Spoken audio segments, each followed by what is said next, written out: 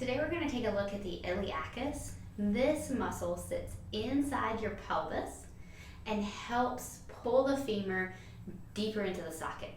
All right, this muscle is critical for piriformis pain, hip impingement in the front, so if you're impinging on the labrum, soft tissue, and it's also extremely helpful for IT syndrome and pelvic floor function. All right, so that iliacus muscle has a big role to play. So let's see if we can get it firing today. One of my favorite exercises is from the Posture Restoration Institute. So we're going to break it down, make it a little easier. We're not going to worry about breathing right now. We're just going to go through the correct motions of the exercise. All right, so what I'm going to have you do is lie on your side with your feet on the wall, and you're going to lift your belly just a little bit, okay? So you're going to make sure your ribs aren't completely flaring out. So let's bring that rib cage in just a little and lift. All right, so you can see, actually it's a very, very tight core now. All right, now give me just a nice deep breath into your back body, Ashley. Perfect, fully expanding that diaphragm front and back. That's perfect. All right, now I want you to think about pushing your hip toward the wall. Very good. When you do that, try not to arch your back, okay? Very good. Okay, so the biggest mistake I see with this is people will let their hip hike up toward their head, and hip hikers tend to really overuse their TFLs a lot. All right, so what you're gonna do is you're gonna push this hip toward the wall, then you're gonna give me a nice squeeze, engaging your adductor, your inner thigh, your groin muscle, all right? So get that adductor firing, and then you're gonna think about pulling back, pulling your leg back, bringing your femur into the socket, okay? Good, and take a break. That was perfect, actually, and this is a very hard exercise to execute. So cheaters, you don't want your TFL to fire, or your quad, and you don't want your hamstring to fire, and you do not want to clench your glute. All right, so glute clenchers that tend to tighten their pelvic floors and tighten their glutes in a bad way. They prevent that femur from moving back into the socket because this glute is so clenched and tight, and it doesn't make any space.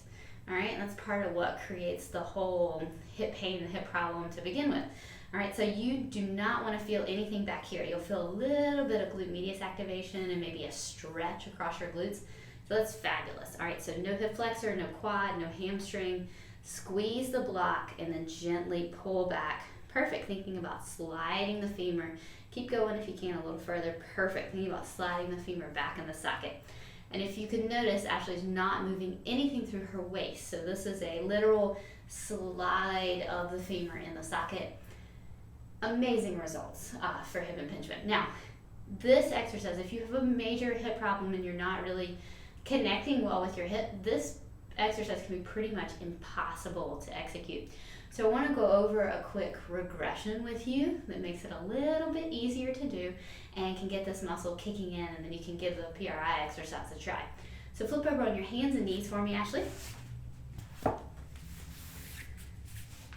Perfect. So what we're going to do here is we're going to still think about bringing the hip into the socket. So you're going to keep your toes connected to the ground.